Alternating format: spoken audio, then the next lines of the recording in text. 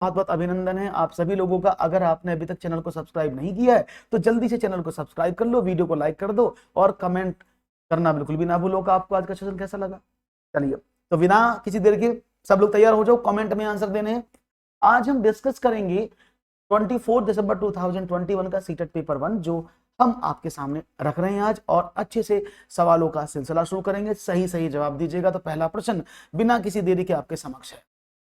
विषम भिन्नों के समूह को चुनिए। Select the set of ordered fraction. Odd fraction के समूह को आपको चुनना है।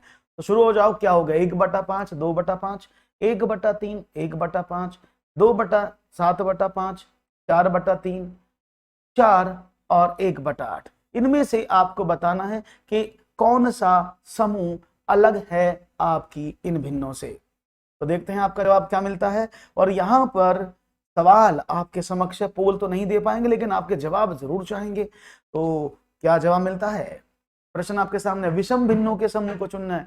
1/5, 2/5, 1/3, 2/3, 4/7/5, 4/3 या 4 और 1/8।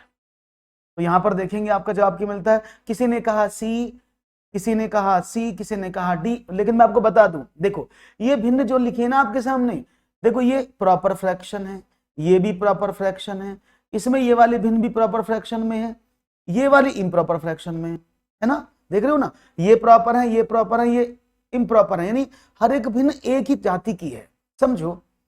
लेकिन 4/1 तो प्रॉपर फ्रैक्शन नहीं होता भाई। इसको देखो 4/1 ही तो लिखोगे। तो क्या ये 4/1 प्रॉपर फ्रैक्शन है? आपने कहा नहीं भाई 4/1 क्या प्रॉपर फ्रैक्शन है। तो आपने क्या देखा भाई, ये इम्प्रॉपर फ्रैक्शन है, ये प्रॉपर फ्रैक्शन है। तो यानी बाकी समूह किसी ना किसी तरह से कोरिलेट करते हैं कि 1/5, 2/5 क्या है, ये प्रॉपर, यानी दोनों भिन्न एक ही जैसी हैं। ये दोनों प्रॉपर है, ये दोनों प्रॉपर है, ये दोनों इम्प्रॉपर हैं। तो दोनों भिन्नों एक ही प्रॉपर्टी को फॉलो कर रही हैं। लेकिन इसमें क्या देखिए, एक प्रॉपर है और एक इम्प्रॉपर। तो ऑप्शन कौन सा होना चाहिए? 4/1 किसने कहा? मालती। 4/1 क्या प्रॉपर आपको दिख रहा है? 4/1 प्रॉपर है? 4/1 क्या प्रॉपर होगा? राइट ऑप्शन क्या होना चाहिए? डी। क्योंकि ये इम्प्रॉपर, ये प्रॉपर, ये प्रॉपर, इसमें एक भिन्न इम्प्रॉपर, तो दोनों एक जैसी प्रॉपर्टी को नहीं रखती हैं। तो राइट ऑप्शन कौन सा होना चाहिए? Option number D. तो राइट ऑप्शन था ऑप्शन नंबर डी।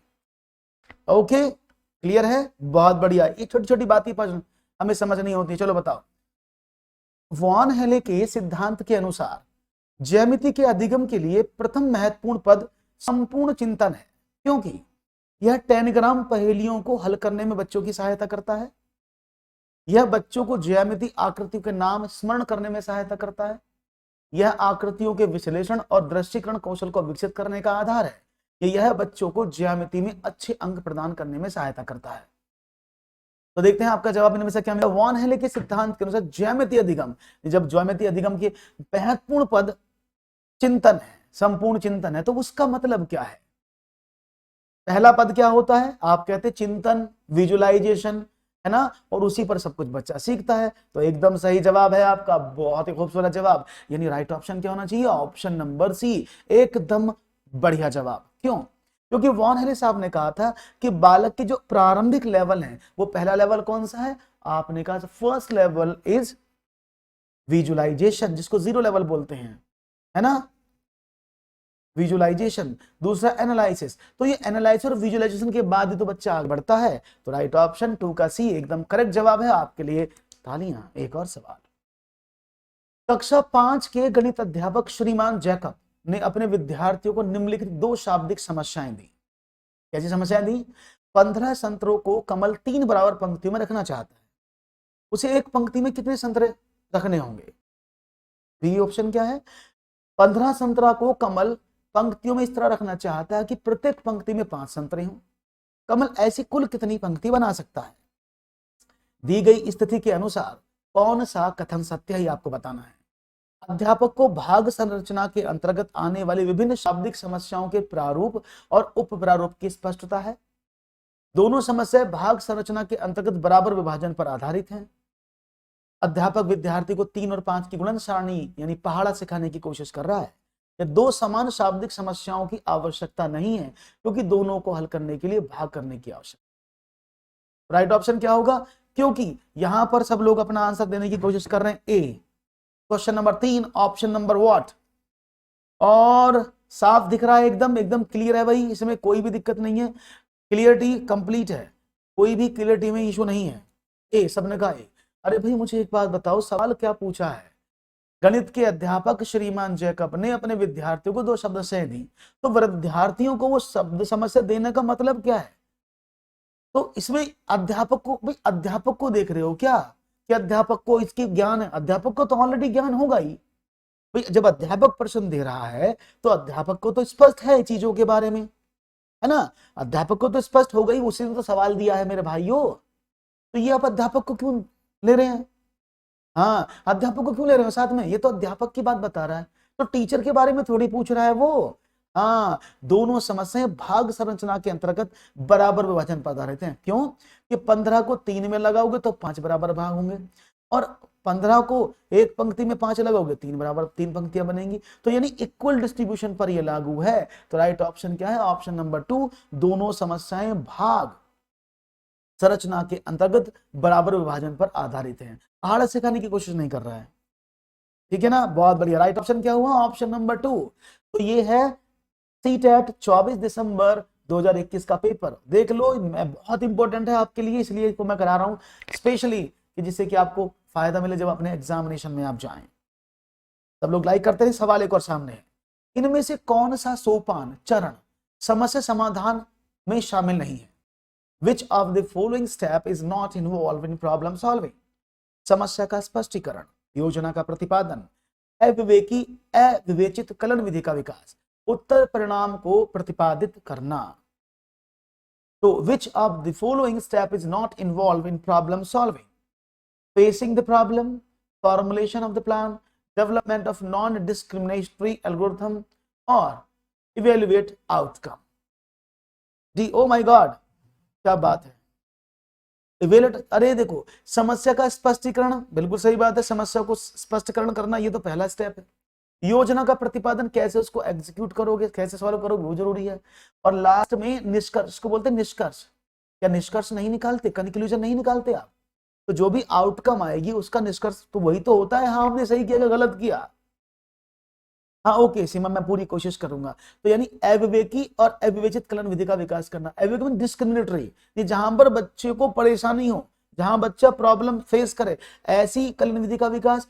भैया समस्या समाधान में किसी कलन विधि का विकास नहीं कराया जाता है, समस्या का हल किया जाता है। तो राइट ऑप्शन क्या था? Option number C, development of non discriminatory algorithms is the right answer. हाँ समझ, एक एक मीनिंग समझो। चलो एक बड़ा आसान सवाल है, इसको तो सब बच्चे जानते हैं। यदि वर्ग की भुजा को 2 गुना कर दिया जाए, उसका क्षेत्र हो जाएगा। The side of a square is doubled, then its area will become। ये तो बड़ा आसान सवाल है, ये तो बड़ा आसान सवाल है। तो आपने कहा देखो, ये एक वर्ग है, समझते एक सवाल को समझेंगे। ये सपोज एक वर्ग है, उस वर्ग की भुजा ए है। अब आपने भुजा को 2 गुना कर दिया तो वर्ग ऐसा बन गया, 2a भुजा हो गई। उससे बोले क्षेत्रफल हो जाएगा, तो पहले एरिया क्या होगा? ए स्क्वायर, अगली बार क्या होगा? 2a का होल स्क्वायर। तो ये एरिया था ए स्क्वायर, ये हो गया 4a स्क्वायर। तो कितने गुना हो गया? आपने कहा सर ये तो बड़ा आसान सवाल था, ऐसे सवालों को तो हम जरूर करके आएंगे, ऐसे सवालों में तो पूरे नंबर लाएंगे, है ना? ऐसे सवाल मिल जाए तो हमारी बात ना बन जाए, फिर तो कोई हमें रोक पाए? नहीं रोक पाएगा। एक और सवाल, आसान सवाल था, तेजी से आपने समझा। वन मोर क्वेश्चन आपकी स्क्रीन पर, ये रहा। बिस्किट के एक छोटे पैकेट का आकार 12 centimetre multiply by 5 centimetre multiply by 3 centimetre है। एक विक्रेता ऐसे छोटे पैकेट का एक बड़े बॉक्स में पैक करना चाहता है। इन छोटे पैकेट को बड़े बॉक्स में पैक करना चाहता, जिसकी आंतरिक माप 0.5 मीटर, 0.25 मीटर और 18 सेंटीमीटर है। इस बक्से में कितने बिस्किट के पैकेट आ सकते हैं, ये आपको बताना है। इस बक्से में कितने पैकेट ला सकते हो आप, ये आपको बताना है। और मुझे उम्मीद है कि आप जरूर बताएंगे कितने पैकेट आएंगे बक्से में। यस जी गुरु जी, खांक्षा, कितने पैकेट आएंगे इस बक्से में? तो आपको तो पता है ना भाई, ये बक्से का आयतन है। अगर मैं बक्से के वॉल्यूम में इस एक बिस्किट के पैकेट के वॉल्यूम का डिवाइड कर दो तो बात बन सकती है कि नहीं बन सकती है? आपने कहा बिल्कुल बनेगी, लेकिन प्रॉब्लम कहाँ है? यहाँ पोल नहीं मिलेगा, यहाँ कमेंट चलेगा। बहुत कमेंट में आंसर करते हो ना, तो आज कमेंट सेक्शन में ही आंसर कर दो। कहानी कहाँ बनी? कहानी बनी कि भाई वॉल्यूम में तो प्रॉब्लम क्या है, भाई ये वाला वॉल्यूम तो सेंटीमीटर में है, लेकिन ये तो मीटर मीटर सेंटीमीटर में लिखा है, तो आपको क्या करना पड़ेगा, इसको कन्वर्ट करना पड़ेगा। तो उस बॉक्स का आयतन क्या होगा, क्योंकि ये सेंटीमीटर में, 1 मीटर में 100 सेंटीमीटर होते हैं, तो 50 centimetre multiply by 25 centimetre multiply by 18 centimetre upon बक्से का आयतन 12, पैकेट का आयतन 12 गुना, अब सब सेंटीमीटर में हो गया, अब सारा क्या है सेंटीमीटर में, तो करें, आपने कहा डिवाइड कर लेते हैं। देखो 3 छंग 18, 6 दूनी 12, 25 से कट गया, 5 से काटे 5 पंजे 25, तो 25 पंजे 125, तो कुल मिलाकर के 125 बिस्किट के पैकेट उस बॉक्स में रखे जा सकते हैं। आसान है। देखो सवाल मुश्किल नहीं था, अगर आप थोड़ा सा धैर्य रखेंगे ना, ये मैंने जो बढ़ाया है, एक एक सवाल आपको मिला है, कुछ भी ऐसा नहीं जो आपको ना आता हो, जो पेपर में आया हो और आपको समझ में ना आया हो। एक और प्रश्न तेज करेंगे क्योंकि 30 क्वेश्चन पूरे करने हैं हमें, मैं चाहूंगा कि इसको हम जल्दी खत्म कर ले, है ना। चलो एक और सवाल, राधा के पास 450 रुपए हैं और शीना के पास 550 रुपए हैं। शीना के पास राधा की अपेक्षा कितना धन अधिक है? एक बच्चे को उपरोक्त शाब्दिक समस्या को हल करने के लिए कहा गया। राधा ने उसे 450 जमा 550 विधि से हल करता है। इस प्रकार के उत्तर का सबसे संभावित कारण क्या हो सकता है? देखते हैं। बच्चे ने अधिक शब्द का योग से संबंधित किया है। बच्चे संख्याओं के योग की कलन विधि नहीं जानता। बच्चे में पढ़ने के कौशल की कमी है। बच्चा समझता है कि 550 रुपए में से 450 रुपए को नहीं घटाया जा सकता। तो देखते हैं, ये जो बच्चा है, बच्चा उसे 450 और 550 कर देता है। तो आपके अकॉर्डिंग कौन सा सवाल का उत्तर? देखो भाई, बच्चा समझता है कि घटाया नहीं जा सकता, ये गलत है, क्योंकि उसके पास अधिक का कंपैरिजन पूछा गया, लेकिन उसने उसको जोड़ दिया। क्योंकि सबसे एप्रोप्रिएट रीजन क्या है, उसने बोला उसके पास कितना अधिक धन है। और हम कई बार बचपन में पढ़ते होंगे कि ज्यादा के लिए जोड़ते हैं, है ना। हम कहते हैं ना, तो अधिक के लिए क्या हुई ये संख्या ज्यादा, अधिक के लिए जोड़ और कम के लिए घटाव, ऐसे बचपन से बच्चों को पढ़ाते हैं ना कि अधिक के लिए जोड़, कम के लिए घटाव। तो अधिक के लिए जोड़, तो बच्चा उसी को समझ बैठा है बस कि भाई बच्चे ने शब्द, जो अधिक शब्द का प्रयोग है वो योग से संबंधित कर लिया। क्योंकि बचपन में हमने भी बहुत बार पढ़ा था, हमारे टीचर भी हमको बोलते थे कि भाई अधिक आ जाए तो जोड़ देना, कम आ जाए तो घटा देना, है ना। तो राइट ऑप्शन एकदम सही जवाब है, option number 1 is the right answer. One more question, 3 क्रमागत प्राकृत संख्याओं का योगफल जिस संख्या से सदैव भाजित होता है वह है। The number by which the sum of 3 consecutive natural numbers is always divisible is what? देखते हैं क्या मिलता है जवाब। उम्मीद करूंगा, ओ माय गॉड रागिनी क्या बात है, बहुत ही खूबसूरत जवाब। फास्ट आंसर ए ऑप्शन मिला है मुझे मनोहर की तरफ से 7 का। बात 8 की हो रही है, 8 का सी। बहुत बढ़िया। देखो 3 क्रमागत संख्याओं के बारे में बात हुई, तो हम सबसे पहले सबसे छोटा केस लेके चलते हैं। क्रमागत संख्याएं थी तो प्राकृत संख्याएं थी तो 1 से स्टार्ट होंगी। आपने कहा 1, 2 और 3, 3 लगातार संख्याओं को जोड़ें तो 3 और 2 5 और 1 6 आया। फिर 2 को जोड़ते हैं, 2 + 3 + 4 तो 9 आया। आपने कहा 3 + 4 + 5 तो 12 आया। ऐसे लगातार तीनों संख्याएं कोई भी उनको जोड़ने पर क्या देख रहे हैं, 6 9 12 ऐसे चलता जा रहा है। तो यानी किससे कटेगा, 3 से डिविजिबल होगा ना। हाँ, राइट ऑप्शन क्या होगा कि वो सभी संख्याएं क्रमागत 3 से विभाजित होंगी। राइट ऑप्शन है ऑप्शन नंबर 3। करेक्ट जवाब दिया है आपने, खूबसूरती के साथ जवाब आया है आपका। That's very nice. ऐसे ये नंबर सिस्टम के सवाल है सब। हाँ, आगे बढ़ते हैं। एक और सवाल आपकी स्क्रीन पर ये रहा। ये सवाल मैंने बहुत अच्छे से पढ़ाए थे आपको और अभी भी पढ़ाऊंगा, डोंट वरी। किन्हीं 2 पूर्ण संख्याओं का योग एक पूर्ण संख्या होता है, ये योग का क्या कहलाता है? संवरक गुण, क्रम विनिमय गुण, तत्समक गुण या योगात्मक गुण?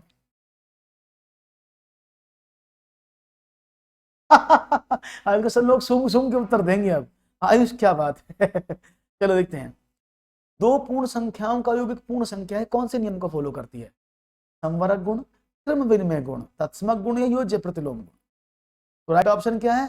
That is the right option A, closure property. मैंने बहुत बार पढ़ाया आपको क्लोजर प्रॉपर्टी। क्लोजर प्रॉपर्टी क्या होती है कि भाई अगर दो प्राकृत संख्याओं को जोड़ो और प्राकृत संख्याएं मिल जाए, जैसे 2 और 5 को जोड़े तो 2 भी प्राकृत, 7 भी प्राकृत और 7 भी प्राकृत, तो ये सभी संख्या जब एक ही प्रॉपर्टी की आ जाती हैं तो दो संख्याओं को जोड़ो, घटाओ, गुणा करो, भाग करो तो क्या आता है? संवर्ग। कुछ याद आया? मैंने पढ़ाया कि नहीं पढ़ाया संवर्ग? आपको बहुत बार पढ़ाया था ना संवर्ग प्रॉपर्टी कैसे यूज करते हैं, है ना? क्लोजर प्रॉपर्टी डिटेल में पढ़ाई थी ना, तो देखो काम आई ना, तो ये नियम जरूर काम आते हैं। क्रम विनिमय क्या कहता है कि दो संख्याओं की गुणा का क्रम बदलने पर या दो संख्याओं के जोड़ को क्रम बदलने पर उनका मान नहीं बदलता। तत्समक का मतलब क्या होता है? ये दो तरह की होती है, योगात्मक और गुणात्मक, एडिटिव और मल्टीप्लिकेटिव, है ना? तो ये योगात्मक गुणात्मक का मतलब क्या है? ये जब दो संख्याओं का योगात्मक की अगर हम बात करते हैं तो अगर दो संख्याओं को जोड़ें, उनकी आइडेंटिटी ऐसी जिसका कोई प्रभाव ना पड़े। जैसे मैंने कहा 5 में मैं क्या जोड़ूं कि ये 5 ही रहे, ऐसे में बोला 8 में मैं किस चीज की गुणा करूं कि ये 8 ही रहे। इस एलिमेंट का जो फर्क नहीं डालता उसी को कहते हैं तत्समक, आइडेंटिटी। तो मतलब क्या हुआ? इसमें 0 जोड़ दो, इसमें 1 की गुणा कर दो। इसलिए योगात्मक जो तत्समक है वो 0 होता है, गुणात्मक तत्समक 1 होता है अंकों में। क्लियर है? और योज्य प्रतिलोम को क्या बोलते हैं? इनवर्स। अब ये इनवर्स क्या उसको भी समझ लो। इनवर्स का मतलब होता है अगर दो संख्याओं को जोड़ें और आपको आइडेंटिटी मिल जाए, क्या मिल जाए? आइडेंटिटी, तो वो एक दूसरे के योज्य प्रतिलोम होते हैं, योज्य योगात्मक होते हैं वो। तो इसका मतलब क्या है? तो अगर मैं कहूं कि मैं 5 में क्या जोड़ूं कि ये आइडेंटिटी क्या होती है? 0 होती है ना, आइडेंटिटी 0 होती है ना। अगर हम योज्य की बात करते हैं तो योगात्मक जो गुण होता है उसमें तो 0 देता है ना वो। तो 5 में क्या जोड़े कि 0 बन जाए? आपने कहा 5 प्लस में माइनस का 5 जोड़ दो, 0 बन जाएगा, है ना? ये होता है प्रतिलोम योगात्मक, योज्य योगात्मक।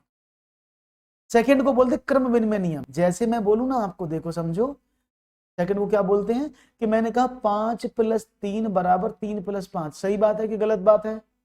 आपने कहा एकदम एक्यूरेट बात है भाई। 5 में 3 जोड़ो, 3 में 5 जोड़ो, वैल्यू तो 8 ही आना है। तो उसको बोलते हैं एडिटिव कम्यूटेटिव लॉ, यानी योग का क्रम विनिमय नियम।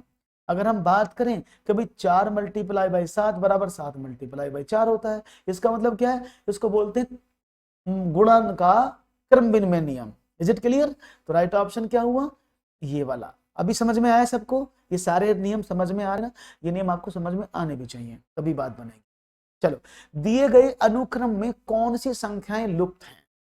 तो यानी आपको संख्या पर आधारित प्रश्न भी पूछे जा सकते हैं, ये पैटर्न के सवाल है। Which number are missing from the given sequence? 0 1 1 2 3 5 8 13 blank 34 55 and blank. तो देखते हैं आपका जवाब हमें क्या मिलता है। Let's see. हाँ okay, sure sure sure sure, Ragini, done. तो एक दिए गए अनुक्रम में कौन सी संख्याएं विलुप्त हैं, ये आपको सोचना है। मैं आपको बता दूं, इस श्रृंखला का नाम है फिबोनाची सीरीज।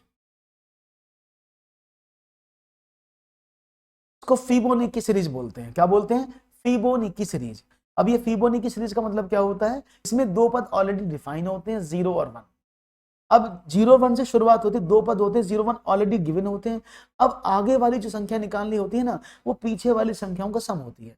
जैसे अब देखो 0 1 तो फिक्स हो गए। जब 0 में आपने 1 को जोड़ा तो 1 आया, 1 में 1 को जोड़ा 2 आया, 2 में 1 जोड़ा तो 3 आया, है ना? अब 3 में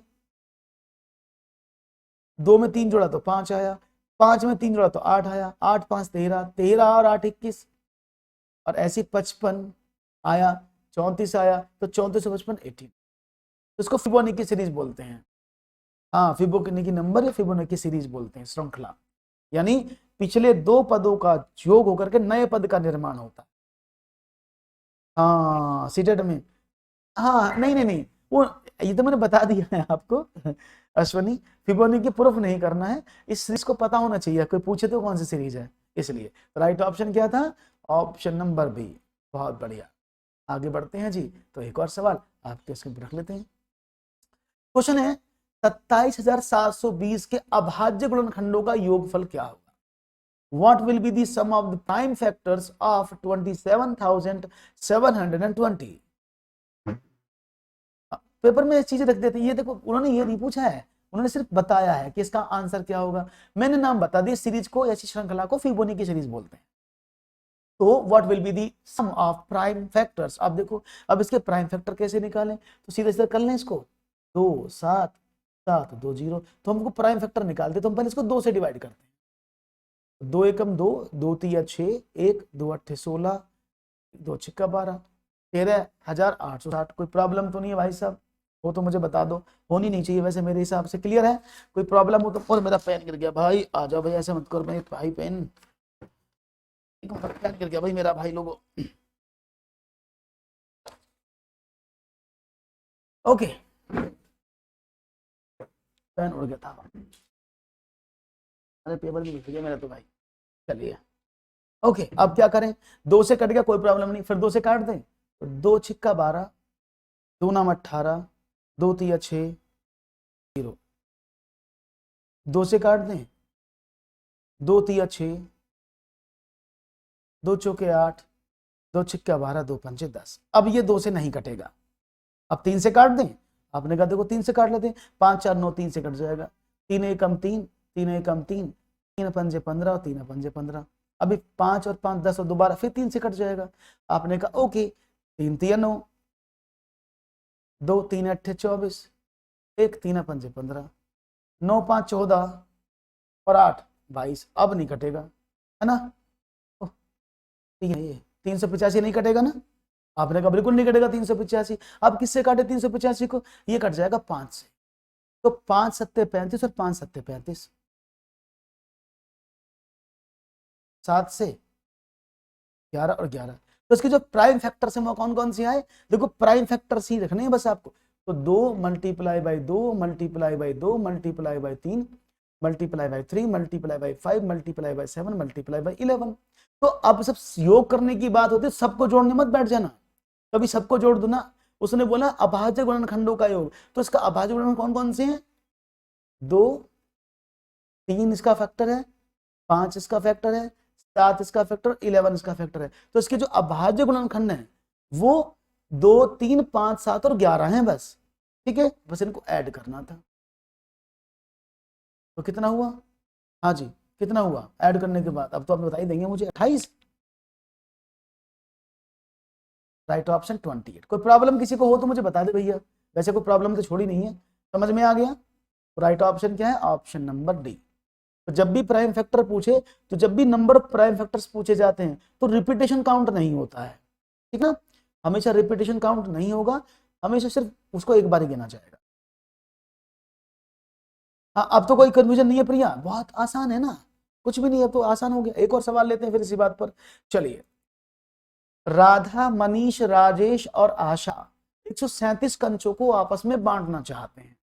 यदि प्रत्येक को समान संख्या में कंचे चाहिए तो हम कंचों के समूह में और कितने कंचे जोड़ने होंगे? Radha Manish Rajesh and Asha wants to divide 137 marbles among themselves. If everyone needs the same number of marble, then how many more marbles do we have to add the group of marbles? हाँ, जब गुणनखंडों का पूछे तो सारे जोड़ने पड़ेंगे फिर आपको, फिर तो और तरीका आ जाएगा, फिर तो अलग आएगा प्रिया। तब आपको सभी फैक्टर्स ढूंढने पड़ते हैं। प्राइम का मतलब होता है कि सिर्फ वही फैक्टर होंगे जो प्राइम नंबर्स हैं, फिर तो सब जिससे से कटेगा सब लिया जाएगा। तो आपने कहा एक, ए ऑप्शन एक जोड़ा जाए। देखो कंडीशन देखो भाई, 1 2 3 4 लोग हैं, अब 137 कंचे हैं, उनको बराबर बांटना है, तो भाई इसमें 4 का डिवाइड तो करना पड़ेगा। अब आपको क्या करना है, इसमें कितने कंचे और जोड़ोगे? अगर मैं 4 का डिविजिबिलिटी रूल की बात करता हूं तो लास्ट में क्या होना चाहिए? 4 से कटने वाली संख्या। तो 37 है, 37 तो 4 से नहीं कटता, कितने से कटता है? 40 से कटेगा ना, तो 3 और जोड़ दो इसमें, तो ये 140 हो जाएगा, तो 4 से कट जाएगा। तो इस वाली कंचों में 3 कंचे और जोड़ेंगे, तो राइट ऑप्शन डी होना चाहिए साथियों, ए नहीं होगा, इट शुड बी डी, है ना? हाँ, एक रिमाइंडर बचेगा ना, जब एक रिमाइंडर बचेगा तो आपको जोड़ना क्या पड़ेगा, उसमें 3 जोड़ना पड़ेगा जिससे वो पूरा पूरा कट जाए। तो 3 कंचे और जोड़ देंगे तो वो 140 हो जाएंगे। 140 को जब बांटोगे तो हर किसी को 35-35 कंचे मिल जाएंगे। बढ़िया। एक और प्रश्न है आपके स्क्रीन। एक आयत की चौड़ाई और परिमाप के बीच का अनुपात 1:5 है। आयत की लंबाई और चौड़ाई के बीच का अनुपात क्या होगा? ये सवाल मैंने कराया हुआ है, ये सवाल मैंने पढ़ाया हुआ है आपको। एक the ratio between the breadth and the perimeter of a rectangle is 1:5. What will be the ratio between the length and breadth of the rectangle? तो समझते हैं सवाल को, आप लोग कर तो रही है साथ में, मैं भी करा देता हूं जिससे कि आपको समझ में आ जाए। तो ये भाई एक आयत है, फॉर एग्जांपल हम यहां बना लें, दिस इज माय आयत रेक्टेंगल। उसने कहा कि भाई आयत की चौड़ाई और परिमाप के बीच, तो आयत की चौड़ाई फॉर एग्जांपल हमने देखा अलग है, उसने बोला आयत की चौड़ाई, आपने कहा सर इसकी चौड़ाई कितनी है, सपोज मान लें b है, और अनुपात जो है और परिमाप, आयत की चौड़ाई परिमाप क्या हो गया, आपने कहा कि सर परिमाप हो गया इसका 2 × l + b, यही तो परिमाप होता है। तो उसने बोला कि b अनुपात 2 × l + b किसके बराबर है, 1:5 के बराबर है। ये बात समझ में आ गई? आपने कहा कोई प्रॉब्लम नहीं है। इसका मीनिंग क्या हुआ, आपने कहा b = 1 होगा अनुपात में, और 2 × l + b = 5 हो गया, ये रेशो आ गए। तो b का वैल्यू 1 पुट कर दिया हमने इसमें, तो क्या हुआ, आपने कहा 2 × l + 1 = 5, या कह सकते हैं 2l + 2 = 5, 2l = 3 और l = 3/2। तो l का वैल्यू 3/2 आया। उसने क्या बोला, तो भाई उसने पूछा आयत की लंबाई और चौड़ाई के बीच का अनुपात। अब आयत की लंबाई कितनी है, आपने कहा l/b पूछा है, l तो 3/2 है, और b कितना है, आपने कहा वो तो 1 था। तो इस अनुपात को निकालो। जब रेशो को निकाला जाता है तो आप जानते हैं ना हमेशा कि रेशो हमेशा इक्वल dr रखते हैं, उससे ज्यादा नहीं जाता। तो हम क्या करेंगे, 2 एलसीएम ले लेंगे, 3 × 3 2, तो यानी 3/2, यानी राइट ऑप्शन क्या होगा, option number 2। Is it clear है जी? कोई प्रॉब्लम तो नहीं है, किसी को हो तो मुझे बता दे जी, कोई प्रॉब्लम तो नहीं किसी को? हाँ जी, 3:2 सही जवाब है, बहुत बढ़िया। एक और सवाल, फिर तो आसान सवाल, ऐसे सवाल कराए गए हैं आपको तो घबराने की जरूरत नहीं है। क्वेश्चन है, मोहन के पास कुछ टॉफियां हैं, उसने उनका 1/3 भाग अमर को, 1/4 भाग अकबर को, 1/6 भाग बंधनी को और 1/4 भाग चना तिल को दिया। 1 दर्जन टॉफियां अभी भी मोहन के पास है। मोहन के पास शुरुआत में कुल कितनी टॉफियां दर्जन में थी, ये आपको बताना है। मनीषा, बहुत सिंपल सवाल है, मोहन के पास कुछ टॉफियां हैं, पता नहीं कितनी है, उसने उसका 1/3 भाग अमर को दे दिया, 1/4 भाग अकबर को दे दिया, 1/6 भाग पंदनी को दे दिया। ये पंदनी एंथनी होगा वैसे, ये एंथनी था, एंथनी को दे दिया, और 1/12 भाग चरणप्रीत को दे दिया, चरणतिल को दे दिया। नाम है इनके, है ना, ये नाम है इनके, और उसके पास इनको देने के बाद भी 1 दर्जन टॉफियां बच गई। तो मोहन के पास शुरुआत में कितनी टॉफियां दर्जन में थी, ये आपको बताना है, बड़े आसान सवाल है।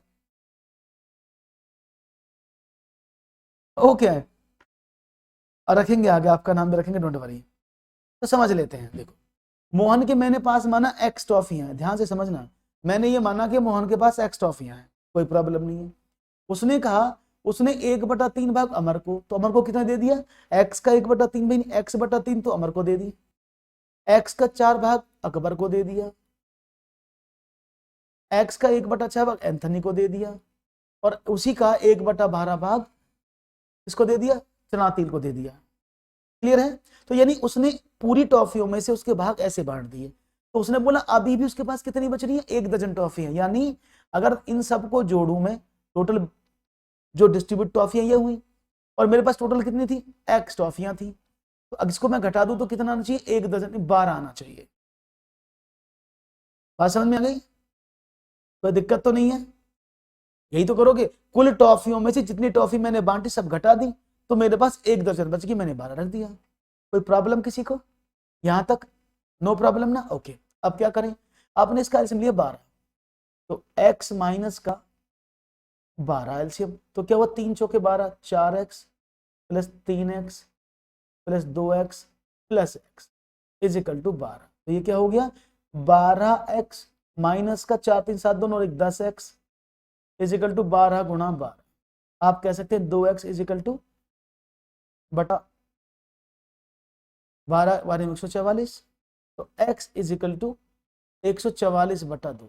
तो उसके पास स्टार्टिंग में 72 टॉफियां थी, 72 क्या था 70 टॉफी थी उसके पास, 72 टॉफी पहले थी। जब 70 टॉफी उसके पहले थी तो कितने दर्जन हुई है, आपने 72 में 12 का भाग कर दिया, तो 6 दर्जन टॉफी है उसके पास। आप चाहते तो इसको ऐसे भी कर सकते थे, इसको दर्जन में 1 दर्जन लेके भी कर सकते, तब भी सवाल हो जाता। क्लियर है? Is it clear? अगर अब यहाँ 1 मान के करते ना 1 दर्जन टॉफी है तो यहां से 6 आ जाता। आसान था, कोई भी मुश्किल नहीं था। और सेशन को लाइक वाइक करते रहो भाई, बिना लाइक के काम नहीं चलेगा। Session should be like by you, है ना, जिससे कि मुझे और मोटिवेशन मिले। एक और सवाल आपके स्क्रीन पर ये रहा। मीनू के पास 1 सेंटीमीटर भुजा वाला एक घन है, वह अपने बॉक्स में ऐसे 30 घन रख सकती है। यदि महिमा के पास एक घनाभाकार पासा जिसकी लंबाई 2 सेंटीमीटर, चौड़ाई 1 सेंटीमीटर, ऊंचाई 1 सेंटीमीटर है, तो वह मीनू के बॉक्स में ऐसे कितने पासे रख सकती है यदि बक्सा पूरा खाली है? जी क्लियर? Is it clear? कोई प्रॉब्लम तो नहीं है? बात समझ में आ गई? Yes. So Meenu has a cube of side 1 centimeter. She can keep 30 such cubes in her box. If Mahima has a cuboidal, hello Payal, dice whose length is 2 centimeter but 1 centimeter and height is 1 centimeter, then how many such dice can she keep in Meenu's box if the box completely empty? बड़ा simple सवाल है, देखो simple सी theory समझो, सवाल में कुछ बड़ी चीज नहीं है, एक बार में सवाल कर सकते हैं आप, इतना मुश्किल सवाल नहीं था। अगर आप चाहते, मीनू के पास क्या है, एक बक्सा है, तो उसने बोला एक बक्सा है और एक घन वाला है, तो अपने बक्स में वो 30 घन रख सकती है, तो उसके पास जो बक्सा है वो 30 घन रखने की कैपेसिटी है। तो जब 1 सेंटीमीटर वाले बॉक्स में वो रखती है उसमें 30 घन आ जाते हैं, तो मतलब उस घन का जो वॉल्यूम है वो कितना है, 30 घन सेंटीमीटर हो गया ना, 30 घन सेंटीमीटर। आपने कहा ओके। अब महिमा के पास एक घनाभाकार क्या है, वो पासा है।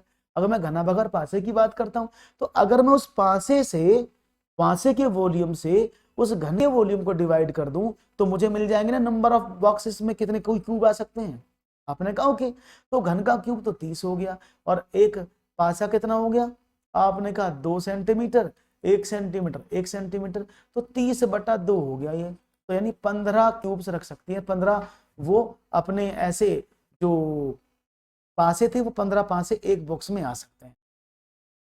क्लियर है? बात समझ में आ गई? कोई प्रॉब्लम तो नहीं है भाई? किसी को प्रॉब्लम हो तो मुझे बताए, वैसे मुझे लगता है नहीं कि प्रॉब्लम कुछ होगा, इजीली समझ में आ रही है सारी चीजें, बहुत बढ़िया। आगे बढ़ते हैं, एक और सवाल की बात करते हैं, 30 क्वेश्चन पूरे कराऊंगा, ओके डोंट वरी।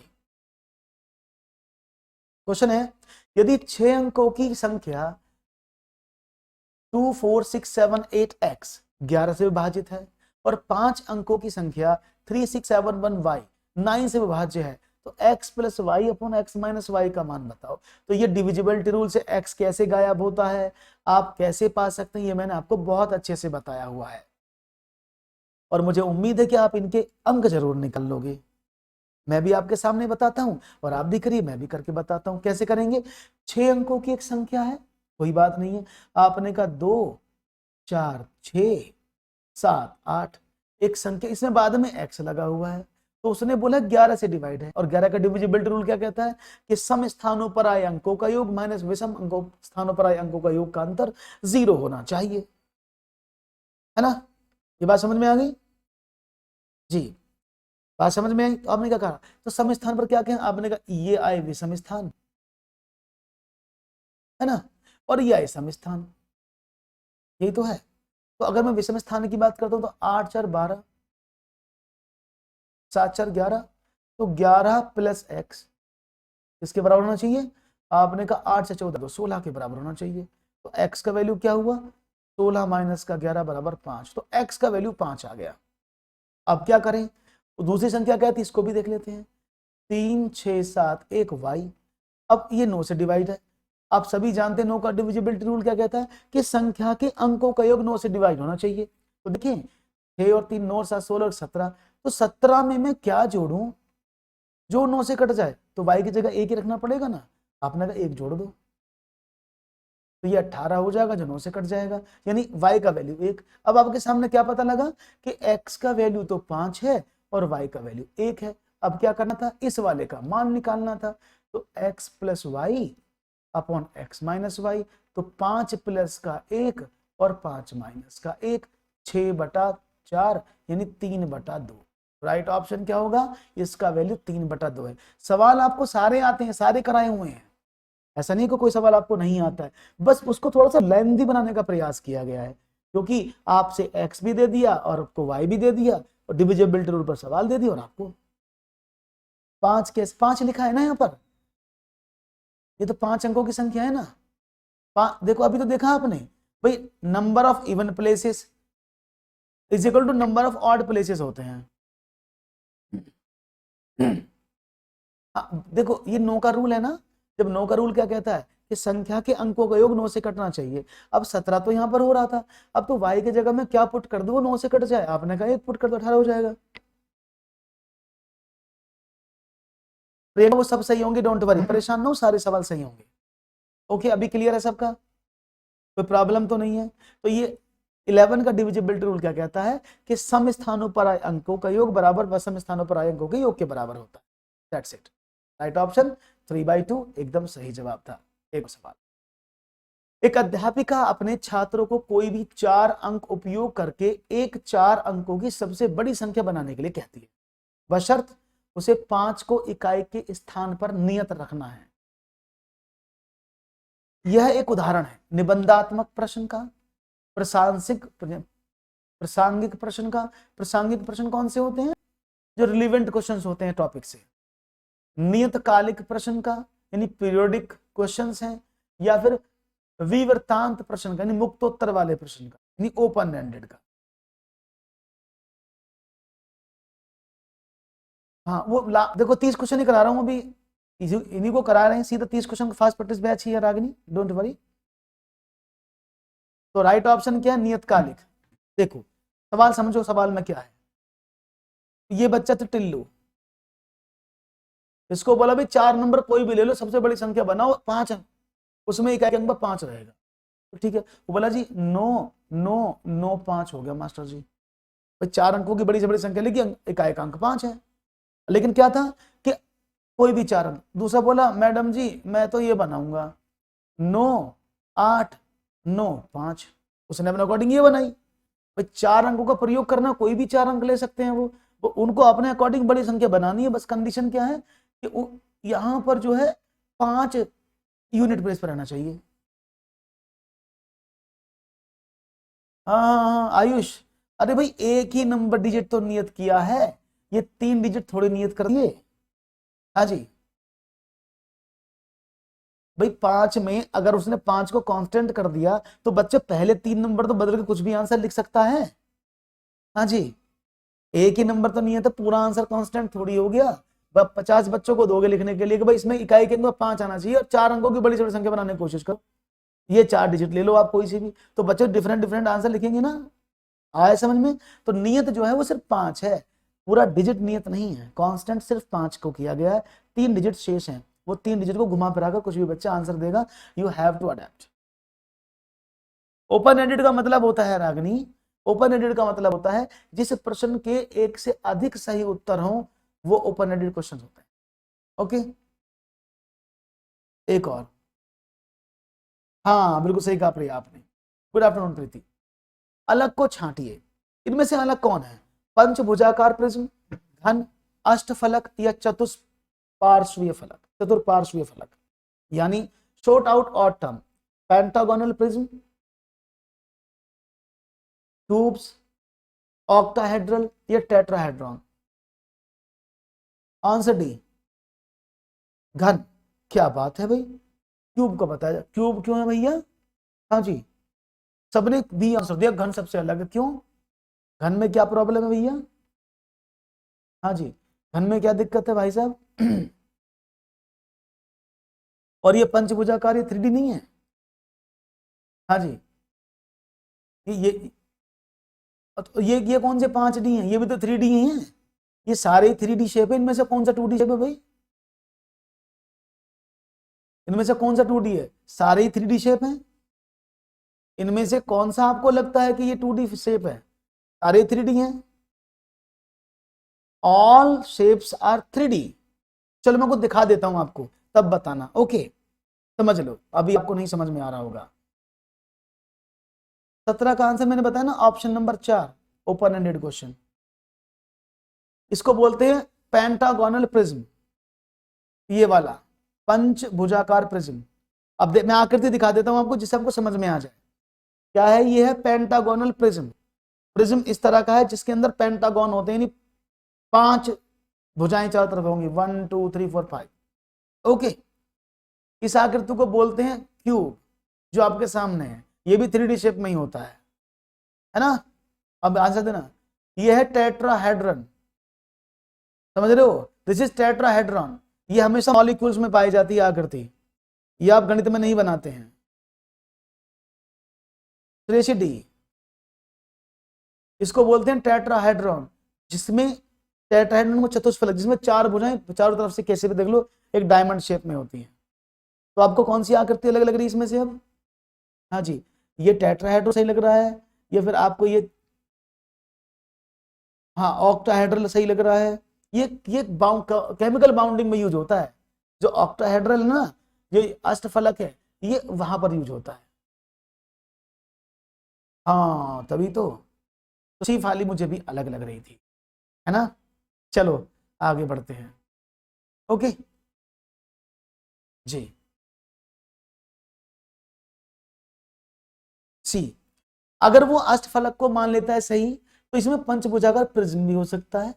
क्योंकि प्रिज्म में खास बात क्या होती है? क्योंकि सारी आकृतियां एक पर आकर मिलती हैं, है ना?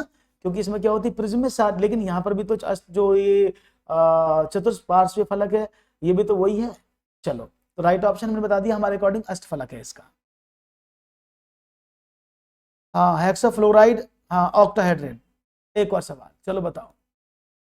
राष्ट्रीय पाठ्यचर्या की रूपरेखा 2005 के अनुसार गणित अधिगम के लिए निम्न में से उच्चतर उद्देश्य कौन सा है? बच्चे के मस्तिष्क का गणितीकरण करके के लिए उसके आंतरिक संसाधनों का विकास करना, उन्हें रोजगार वाले वयस्क बनाना जो कि देश के सामाजिक और आर्थिक विकास में अपना योगदान दें, गणित की समस्याएं हल करने में बच्चे की प्रवीणता बनाना, बच्चों में प्रतिमानों और संख्याओं के ज्ञान को विकसित करना। According to National Curriculum Framework 2005, which of the following is the higher objective of learning mathematics? तो देखते हैं जवाब क्या मिलता है। आपने कहा जवाब मिलेगा ABCD के रूप में, सबको पता है इसका आंसर। डी क्यों दे रहे हो भाई? बच्चों में प्रतिमान संख्या नहीं, क्या है? बच्चों के अंदर कुछ विकसित करने के लिए क्या करना पड़ेगा? आप गणितीकरण करो। मैंने बहुत बार बताया है कि मस्तिष्क का गणितीकरण, बच्चे की विचार प्रक्रिया का गणितीकरण, mathematisation of child thought process, that is the broad activity, that is a broad objective which is given by NCF, है ना? राइट ऑप्शन क्या है? राइट ऑप्शन क्या है? ऑप्शन नंबर, हाँ, ऑप्शन नंबर 1 एकदम सही जवाब होगा। वन मोर क्वेश्चन, निम्न में से क्या बुनियादी संख्यात्मक कौशल में वृद्धि के लिए सुझावित शिक्षा शास्त्रीय रणनीति नहीं है? मातृभाषा में निर्देश देना, कहानियों, कविताओं और खेलों का उपयोग करना, संख्यात्मक प्रश्नों का उपयोग करना, हस्त कौशल सामग्री का उपयोग करना। Which of the following is not a suggested pedagogical strategy for enhancing basic numerical skills?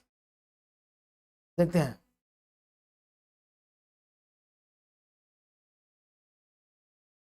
हाँ, okay, sure Ragini, I will do.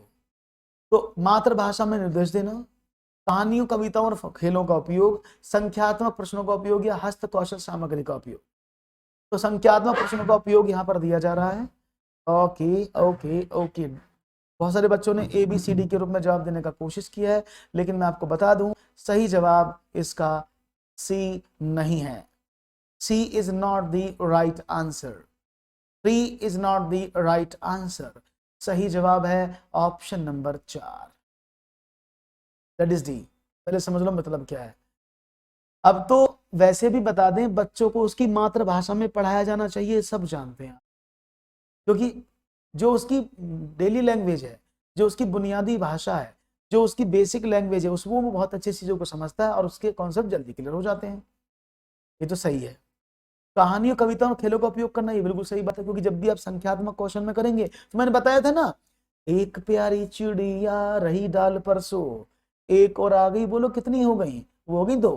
अब 2 प्यारी चिड़िया बजा रही थी बीन, एक और आ गई, बोलो कितनी हो गई? तो ऐसे से गिनती समझाते ना बच्चों को। हाँ, संख्यात्मक प्रश्नों का उपयोग करना। अगर आप संख्यात्मक कौशल की वृद्धि करने की बात करेंगे तो संख्यात्मक प्रश्न का उपयोग कर सकते हैं, क्योंकि संख्याओं के आधार पर ही संख्यात्मक प्रश्न बनाए जाते हैं। लेकिन बताता हूं प्रिया, लेकिन हस्त कौशल सामग्री जानते हो क्यों इसको बोलते हैं हैंडक्राफ्ट? अब हैंडक्राफ्ट मटेरियल जानते हो आप? चित्रकारी करना, ज्यामितीय आकृतियां बनाना, 6 पत्ती का गोला बनाना, डिजाइन बनाना, क्या ये मैथमेटिक्स में संख्यात्मक कौशल का विकास करेंगे? आप बताओ। हाँ जी, क्या बच्चे हैंडक्राफ्ट मटेरियल का मतलब क्या समझते हैं आप? हैंडक्राफ्ट मटेरियल का मतलब क्या समझते हैं आप? जिसमें आप ज्यामितीय आकृतियां बनाते हैं, चित्रकारी करते हैं, ड्राइंग बनाते हैं, यही तो हैंडक्राफ्ट होता है। जिसमें आप जरी का काम करते हैं, गोटा जरी का हो गया, कढ़ाई होगी, बुनाई, वही तो सब आते हैं हैंडक्राफ्ट मटेरियल में। तो क्या आप गणित पढ़ाते समय हैंडक्राफ्ट मटेरियल का प्रयोग करते हैं?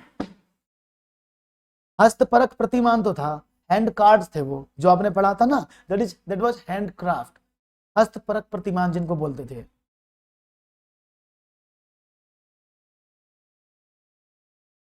बिल्कुल, हस्त कौशल सामग्री ना ना ना, तो उन्होंने गणित के बारे में बात नहीं की ना। समझ नहीं रहे हो आयुष? बुनियादी शिक्षा पर बल दिया, कोई प्रॉब्लम नहीं है, लेकिन हम स्पेशल गणित के बारे में बात कर रहे हैं।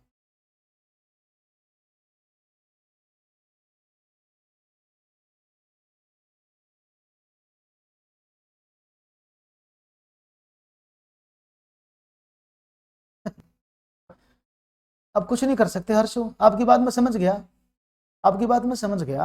अब वो भूल जाओ, उसको भूलने में ही फायदा है ना? हाँ हारुष, अब उसको भूलने में फायदा है, टेंशन मत लो, भूल जाओ। ओके, और आगे से कसम खाओ कि कभी लुल्लू नहीं बनोगे किसी के द्वारा, ठीक है ना? नहीं तो आप ऐसी लीड देते रहोगे, अगली बार कैमरा दे देना, उसके जो लैपटॉप दे देना, अगली बार आईफोन दे देना, फिर किडनी बेचनी पड़ेगी, गुर्दे बेचने पड़ेंगे, फिर खुद को ही बेचना पड़ेगा भगवान जी के पास, है ना? तो उस पर फोकस करो। ये सिर्फ और सिर्फ आपकी अज्ञानता का प्रभाव है, समझदारी का नहीं है, ठीक है ना? कोशिश करो इस अज्ञानता को दूर करो, गणित पढ़ो। आगे बढ़ते हैं, बताता हूं प्लीज, डोंट वरी। ओके, एक और सवाल। एक बस संख्या 405 स्थान ए से स्थान बी के बीच चलती है। ऊपर दिए गए कथन में किस प्रकार की संख्याओं के चित्रण का उपयोग किया गया है? चलिए देखते हैं जवाब क्या मिलता है। गणन संख्या, नामिक अंकित संख्या, प्रेक्षित संख्या, क्रम सूचक संख्या। ए बस number 405 runs from place A to place B. Which type of representation of number is used in above statement? अच्छा सर, पेटीएम कर दो आप, मतलब तुम लुल्लू बने हो तो मैं भी बन जाऊं? हर्षु भैया, मतलब तुम अपने आप पैर पे कुल्हाड़ी मार चुके हो तो मैं भी मारूं क्या? है भैया, ये तो बड़ी अच्छी बात कही आपने, मैं आपके बराबर समझदार नहीं हूं, ठीक है चलो। एक बस संख्या 405 स्थान ए से स्थान बी को भी चलती है। ऊपर दिए गए कथनों में किस प्रकार की संख्याओं के चित्रण का उपयोग किया गया है? गणन संख्या, नामिक अंकित संख्या, प्रेक्षित संख्या, क्रम सूचक संख्या। तो मैं चाहूंगा आपका जवाब क्या मिलेगा। बहुत बढ़िया, देखो एक बस है और ये हो गया ए से बी, और बस संख्या क्या है? नहीं, बस का नंबर क्या है 405, तो 405 उसकी आइडेंटिटी है ना। हाँ भैया, मेरी क्लास हर्षु ली नहीं है आपने, भाई हर्ष ने मेरी क्लास नहीं ली है। एक शिक्षक बालक को शैक्षिक संबंधित समस्याओं से निकाल सकता है मेरे बच्चा। कल को कह रहे आप यहाँ अब शिक्षक के घर जाके कहने लगे मास्टर जी मुझे तो आईफोन चाहिए, नहीं तो मैं आत्महत्या कर रहा हूं, तो भैया शिक्षक कहां से ला के देगा। अब शिक्षक, अब तुम बालक हो गए, कल को कोई दूसरा वाला आईफोन दे के आ जाएगा, तीसरा वाला, तो मास्टर जी को तो अपनी जमीन जायदाद गुर्दे सब बेचने पड़ जाएंगे भाई तुम्हारे लिए। है? पापा से कह दो, अपने पापा से तुम्हें इनाम भी देंगे और पैसा भी देंगे, तुम्हें लीड भी दिलवा देंगे दोबारा से। ठीक है, डोंट वरी, परेशान ना हो आप, समाधान मिल जाएगा। आगे बढ़ते हैं, तो ये उसका नंबर है, बस संख्या पर 405, तो ये 405 संख्या पर उसका नंबर पड़ा हुआ है, हो ना। तो ये 405 उस पर पड़ा हुआ नंबर, तो गिनती नहीं है कि उसने कितने चक्कर मारे, है ना। नामित अंकित संख्या, उस पर उस बस का नाम है 405। इस कैदी नंबर 786 पढ़ा था ना आपने, तो भाई आपकी गाड़ी को कैसे पहचान जाते हैं, आप कहते अपनी गाड़ी को, अरे पुलिस वाला कहता है भाई अच्छा अपनी गाड़ी के कागज दिखाओ, तो क्या कहते हो, उस पर जो नामित प्लेट है उसी को तो दिखाओगे, या ये कहोगे नहीं जी मेरी गाड़ी का नाम तो राम प्यारी है, मैंने तो इसका नाम स्वीटी रखा हुआ है, ओके मैं तो इसको सेनोरिटा कहता हूं, ऐसे नहीं कहोगे ना। गाड़ी का नंबर उसकी आइडेंटिटी है, उस पर अंकित संख्या उसके नाम को डिनोट करती है ना।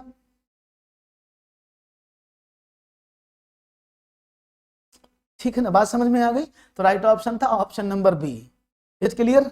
चलो आगे बढ़ते हैं और नेक्स्ट की बात करते हैं। क्रम सूचक का मतलब क्या होता है कि क्रम सूचक का मतलब होता है कि 405 जो बस है वो चौथे नंबर पर स्टेशन पर खड़ी है या चौथे गेट पर खड़ी है, तो यो क्रम सूचक होता है भैया। सवाल आते हैं क्रम सूचक वाले। एक और सवाल, चलिए। स्थानीय मान की अवधारणा प्रस्तुत करने से पूर्व छात्रों को मूर्त सम्मानों से गिनती और समूहीकरण क्रियाकलाप कराने चाहिए। मूर्त सम्मानों से यानी मूर्त वस्तुओं से। इस प्रकार के क्रियाकलाप का प्रयोजन क्या है। वैचारिक समस्या करेंगे, लेकिन आप इसको वैचारिक कहां रहने दे रहे हैं हर्षु, सॉरी हारुष, आप इसको वैचारिक कहां बना रहे हैं, आप तो इसको पब्लिक के लिए बता रहे हैं। वैचारिक समस्याएं जो होती हैं, वैचार हमेशा जब किए जाते हैं एक दूसरे से, वो शांति में किए जाते हैं। अब अपने स्टेटमेंट ही आप इस जगह यूट्यूब चैनल पर रख रहे हो, बताओ यहाँ कौन कहेगा। तो वैचारिक समस्या जब आपको कोई सोल्यूशन लेना है, आपको सोल्यूशन मिल सकता, ज्ञान मिल सकता भाई, कैसे मिले यहाँ से। इस पूरे ब्रह्मांड में सबसे गरीब प्रजाति मास्टर की होती है और सबसे कंजूस भी उसी की होती है, ऐसा सुनने में आया है। तो कृपया करके वहां डिमांड रखें जहां वो पूरी होने की तो 1% भी गुंजाइश हो, है ना। वैचारिक समस्या है, वो गलती है, इस पर विचार किया जाए आपके द्वारा। चलो सवाल देखते हैं। दैनिक जीवन में उपयोग की जाने वाली वस्तुओं को समूह बनाने में सहायता करता है। स्थानीय मान प्रणाली में समूहीकरण और विनिमय को समझाने में मदद करता है। छात्रों के उत्तम प्रयोग कौशल में सुधार करना, या फिर यह दी गई सामग्री के आकृतियों को पहचानने में सहायता करता है। राइट ऑप्शन क्या है, राइट ऑप्शन क्या है, ऑप्शन नंबर 1। क्योंकि जब बच्चा मूर्त सामानों की बात करता है, मूर्त वस्तुओं की बात करता है और उनका समूह बनाता है, तो मूर्त वस्तु और समूह में क्रियाकलाप करना हमेशा हमारे दैनिक जीवन में उपयोग की जाने वाली वस्तुओं के आधार पर होता है। क्योंकि मूर्त वस्तु कौन सी होती हैं जी, हमारी जैसी जो स्थानीय मान की बात हम करते हैं, तो दैनिक जीवन, क्योंकि हमारी जो मूर्त वस्तुएं, जब बच्चा प्राथमिक स्तर पर होता है तो उसके लिए मूर्त वस्तु उसके आसपास की वस्तुएं तो होती हैं, तो दैनिक जीवन में उपयोग की जाने वाली वस्तुओं को समूह बनाने में सहायता करता है उसको, इसलिए राइट ऑप्शन है ऑप्शन नंबर 1। धन्यवाद हारुष, आपका तहे दिल से शुक्रिया, आपने हमसे इन देर बात की और आपने अपने दुख दर्द को हमारे साथ बांटा, उसके लिए बहुत बहुत धन्यवाद। कोशिश करेंगे आपके लिए भविष्य में कुछ ना कुछ जरूर कराएं। एक और मधु, आपको कमेंट नहीं दिख रहा है ये पेपर में, प्रिया, हे प्रिया प्रिया, ये सीटेट का पेपर है 2021 में 24 दिसंबर को जो हुआ था, मैं एक एक करके करा रहा हूं, ठीक है ना। मधु, हाँ आइडेंटिटी होती है, बिल्कुल सही कहा आपने प्रिया, आइडेंटिटी होती है। मधु, ओके, आगे बढ़े। 60 लीटर 750 मिलीलीटर दूध समान आकार की 27 बोतलों में भरा जाता है। ऐसी 17 बोतल में दूध की मात्रा कितनी होगी? 37 litre 750 millilitre, 38 litre, 38 litre 250 millilitre, 38 litre या 750 मिलीलीटर। तो आपको बताना है सही जवाब क्या होगा, देख लेते हैं। 60 litre and 750 milliliter milk is filled in 27 bottles of the same size. The quantity of milk is 17 bottle is what? देखते हैं जवाब क्या मिलता है।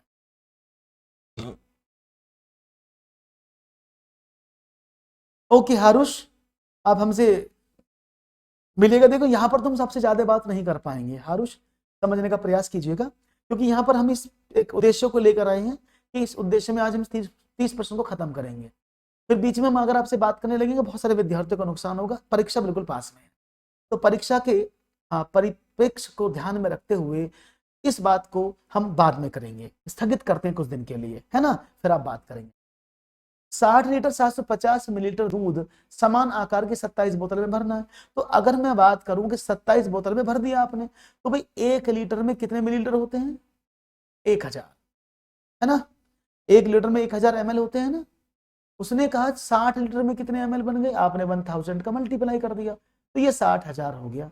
तो 60,000 मिलीलीटर तो ये हुए, प्लस 750 ml ये हो गया, तो कितना हुआ? 60,750 ml वो मिल्क है, मिलीलीटर। उसको 27 बोतल में आपने भर दिया, तो 27 का डिवाइड कर दूं मैं इसमें, अगर आप कहेंगे तो 27 का डिवाइड कर लेते हैं। जब ना हो तो मुझे बता देना। Is it clear? Any issue, any problem हो तो मुझे बताओ। जब मैंने 27 का डिवाइड किया तो कितना हुआ? 27 दूनी 54 और 27 दूनी 54, 27 135, ठीक है 2250। तो ये 2250 ml आ गया। तो यानी एक बोतल में जो आता है मिल्क वो 2250। अन्य कोई बात नहीं, आपने अपने विचार रखे, उससे कोई परेशानी नहीं है, डोंट वरी। किसी होटल के रूम नंबर 1 2 3 4 ना, हाँ वो नामी संख्या है, हाँ बिल्कुल सही कहा आपने, एकदम मधु। किसी होटल के रूम पर जो नंबर डले हैं वो उसकी नामित संख्याएं हैं, किसी को आइडेंटिटी देते हैं। तो यानी कितना हुआ? 2250 में ml उस एक बोतल में आता है। जब एक बोतल में 2250 ml जूस आता है तो 17 बोतल में कितना आएगा? 17 0 0 17 5 85 8 17 दूनी 34 और 8 42 और 17 दूनी 34 और 4 38, तो 38,250 ml। लेकिन आपको तो लीटर में आंसर दिया है, तो उसको ml में कैसे कन्वर्ट करेंगे? ml को लीटर में 1000 का डिवाइड कर दिया हमने, कितना हुआ? 338 लीटर और 250 मिलीलीटर, ये इसका सही जवाब है। ऑप्शन नंबर 3 सी करेक्ट है। कोई प्रॉब्लम तो नहीं, समझ में आ गया, क्लियर है? Any issue, any problem? No problem, बहुत बढ़िया। आगे बढ़ते हैं और एक सवाल और देख लेते हैं फिर आपके सामने। आप मानू भाई, देखो इसके लिए तो आपको सिर्फ पढ़ाई करने का एक ऑप्शन मिल सकता है, क्योंकि गणित हमेशा प्रैक्टिस से आता है, उसके अलावा गणित कभी नहीं आएगा। प्राथमिक कक्षाओं में बच्चों को आकृतियों की अवधारणा का परिचय देने के लिए निम्न में से अत्यधिक उपयुक्त क्रियाकलाप को पहचान कौन सा है? बच्चों को अपने चारों ओर की विभिन्न वस्तुओं पदार्थों से संबंधित अपने अनुभवों को साझा करने का अवसर दिया जाए, शिक्षक को विभिन्न आकृतियों का चित्र श्यामपट्ट पर बनाकर एक एक करके उसका परिचय दिया जाए, छात्रों को एक चार्ट पर विभिन्न आकृतियों के चित्रों को दिखाया जाए, बच्चों को विभिन्न आकृतियों की परिभाषा दी जाए।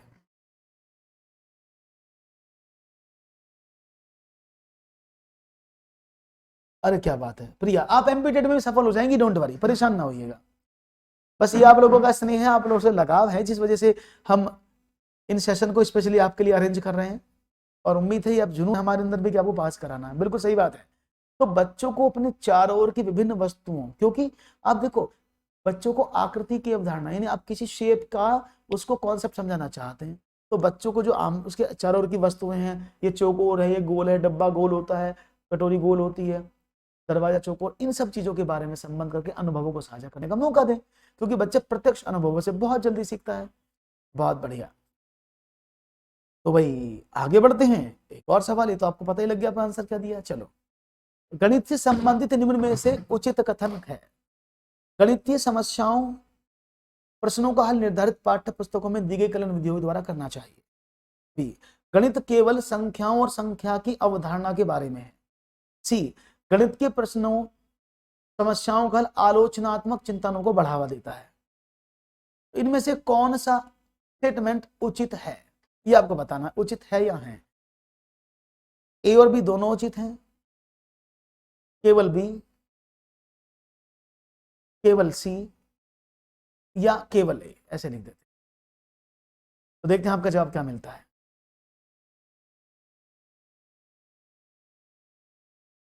पंद्रह नंबर की मनु, 15 नंबर की पैराग्राफ होगी, 15 नंबर का कंटेंट आता है, 15 में बटा होता है सारा।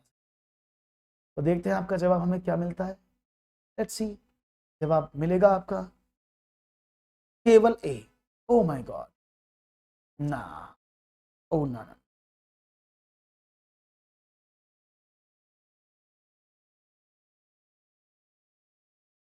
शायद आपको बता देंगे।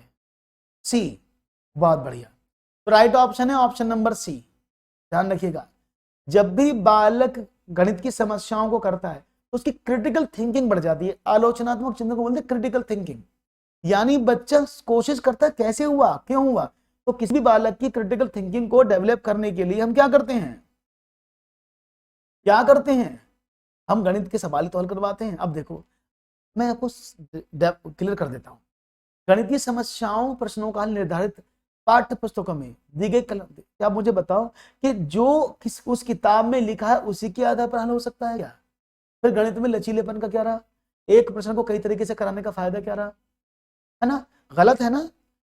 तो गणित में अगर एक ही हल विधि को हल करेंगे तो नई नई चीजों में बच्चा नए पर्सपेक्टिव से कैसे सीखेगा, वो कैसे चिंतन करेगा, है ना। इसलिए ये तो गलत है, क्योंकि उससे नहीं करना चाहिए। आप कर सकते हैं और उसके तब शिक्षक कौन सी विधि लगाएगा। एक तरफ तो एनसीएफ कहता है कि शिक्षक को पढ़ाते समय नई नवीन शिक्षण विधियों का काम करना चाहिए, और वो कह रहे जैसे किताब में लिखा ऐसी हल करवा दो, तो आधा तो आपको समझ में नहीं आएगा, है ना। क्लियर है, बिल्कुल बिल्कुल बिल्कुल। तो केवल गणित केवल संख्याओं और संख्याओं की अवधारणा के लिए नहीं है, वो बहुत जगह है, समाज को जोड़ने के लिए, मनोवैज्ञानिक चीजों को बढ़ाने के लिए, संस्कृति को बढ़ाने के लिए, है ना। राइट ऑप्शन क्या है, ऑप्शन नंबर केवल सी, यानी क्रिटिकल थिंकिंग को बढ़ावा देता है। पर सवाल, हाँ, ओके ओके, बाय बाय। दशमलव संख्याओं का प्रतिनिधित्व करने के लिए निम्न में से कौन सा अति उपयुक्त है। इनमें से अगर मैं बात करूं, which of the following is most suitable for represent decimal numbers, मैंने पढ़ाया है ना कितनी बार अभी। ओके मनीषा, क्वेश्चन नंबर 13 है ना, जब मैं क्वेश्चन नंबर 30 पे पहुंचू मुझे बता देना।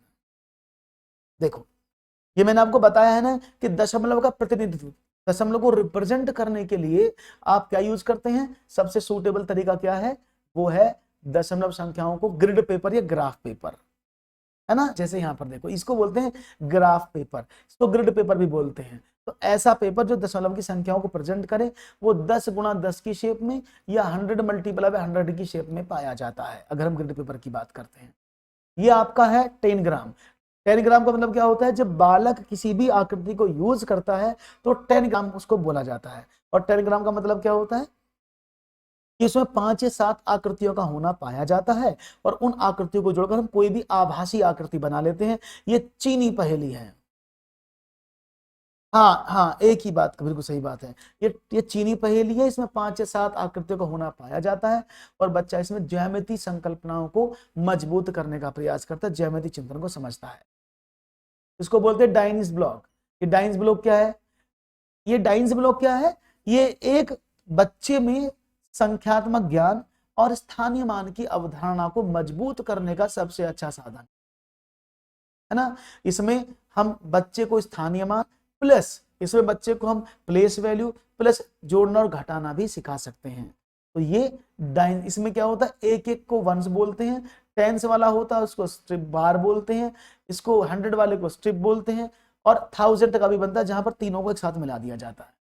नमस्कार सोना, इसको बोलते हैं संख्या चार्ट। अब संख्या का चार्ट कैसे होता है, संख्या चार्ट क्या है कि संख्याओं को रिप्रेजेंट करने का तरीका, कि संख्या आपस में कैसे चलती हैं, उनके क्या, ठीक है ना, उनमें क्या क्या रिलेशन। जैसे हमने देखा ना, यहाँ पर एक एक सबके स्टार्ट में होगा, यहाँ सबके लास्ट में 2 2 होगा, सबके लास्ट में 3 3 होगा, ऐसे।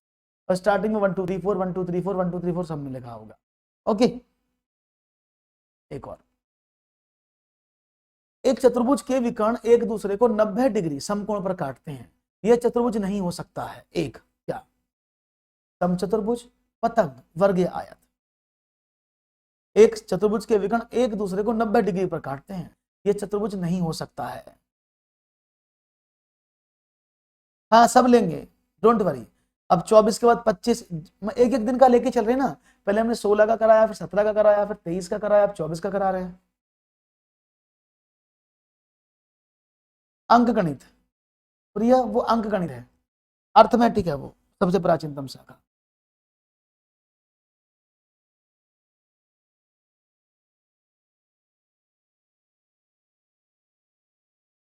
ओके, तो यहां पर जो मिला है,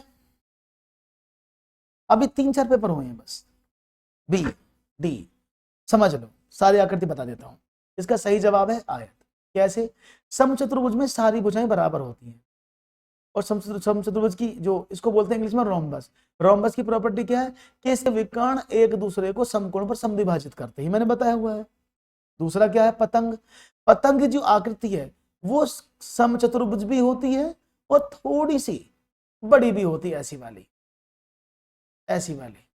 तो पतंग की ये वाली जो आकृति है, समचतुर्भुज वाली आकृति है, वर्ग वाली आकृति है, जैसे हम इसको वर्ग बनाते हैं, ऐसे बना लेते हैं ना पतंग को कई बार, तो जो वर्ग वाली आकृति है उसमें विकर्ण बराबर हो सकते हैं, है ना। उसने बोला नहीं हो सकते हैं, तो हमें सकने पर चलना है। वर्ग जो है वो बराबर होता है, जिसकी चारों भुजाएं बराबर, विकर्ण भी बराबर, विकर्ण के अर्थक भी बराबर, विकर्ण एक दूसरे को 90 डिग्री पर काटते हैं। जबकि आयत तो कभी नहीं होगा, क्योंकि जब भी आयत बनाया जाएगा तो आयत के विकर्ण कभी भी एक दूसरे को 90 डिग्री पर नहीं काट सकते।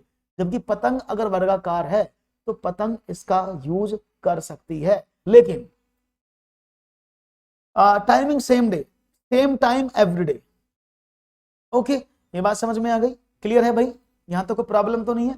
तो समचतुर्भुज, पतंग, वर्ग और आयत, इन सब के बारे में हमने बात की, हमें समझ में आ गया, कोई प्रॉब्लम नहीं है। तो राइट ऑप्शन था आयत। एक और सवाल, एक व्यक्ति कहता है कि गणित में लड़कियां लड़कों की अपेक्षा अच्छी होती हैं। इस दावे के लिए उसे निम्न में से कौन से आंकड़े सहायक होंगे?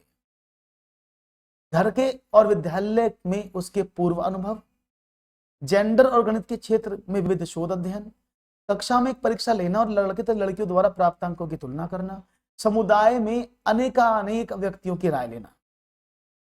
तो देखते हैं जवाब क्या मिलता है जी। Let's see what will be the B answer मिल रहा है। तो यहां पर बी मिल रहा है, सी भी मिल रहा है, बहुत बढ़िया। देखो, अगर हम बात करते हैं पूर्वानुभव, तो पूर्वानुभव हमेशा लैंगिक पूर्वाग्रह को जन्म देंगे, है ना, हमेशा लैंगिक पूर्वाग्रह को जन्म देंगे। क्यों? क्योंकि लड़कियां लड़कों से अच्छी होती हैं या लड़कों से लड़कियां, इस बात को सिर्फ कहना, ये क्या है? सिर्फ कहना एक लैंगिक पूर्वाग्रह है, जो गलत बात है। लेकिन अगर आप उस दावे की पुष्टि करना चाहते हैं कि yes this is the proof, तो आपको सर्वे करना होगा, आपको रिसर्च करना होगा। आपको एक स्कूल से काम नहीं चलेगा, आपको कम से कम 500 स्कूल में सर्वे करना पड़ेगा। उन 500 स्कूल में सर्वे करने के बाद आपको यह सिद्ध करना पड़ेगा कि इस स्कूल में अगर हम डेटा का कलेक्शन करते हैं तो लड़कियां लड़कों से कमजोर हैं, लड़कियां लड़कों से अधिक मजबूत हैं। तो वो क्या करना पड़ेगा? आपको लड़कों और लड़कियों जेंडर आधारित करके आपको गणित में शोध करने की आवश्यकता होगी। राइट ऑप्शन है ऑप्शन नंबर 2। क्लियर है?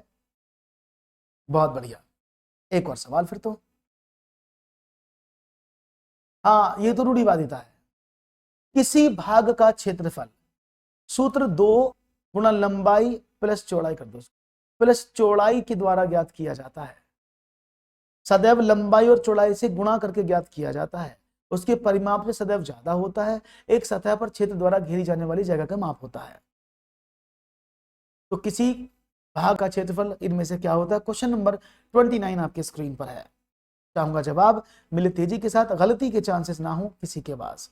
तो यहाँ पर ऑप्शन नंबर डी, बी, ए सब लोग आप बता रहे हैं।